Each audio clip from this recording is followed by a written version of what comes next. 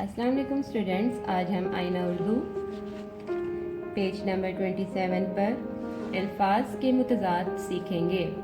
याद रहे स्टूडेंट्स, अल्फाज के मुतज़ाद से मुराद उल्ट अल्फाज या ज़िद वाले अल्फाज हैं।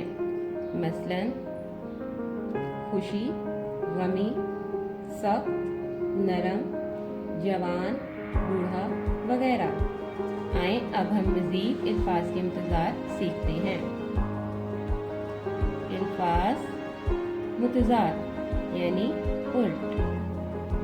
अच्छा बुरा, छोटा बड़ा, साफ गंदा, दिन रात, दायां बायां, मोटा पतला, ऊंचा नीचा, सुबह शाम, दूर पास या नजदीक, धूप छांव या साया, फूल कांटा, आना जाना।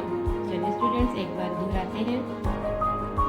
अच्छा बुरा, छोटा बड़ा, साफ गंदा, दिन रात, दायां बायां, मोटा पतला, ऊंचा नीचा, सुबह शाम, दूर पास या नजदीक, धूप छांव या साया, फूल कांटा, आना जाना।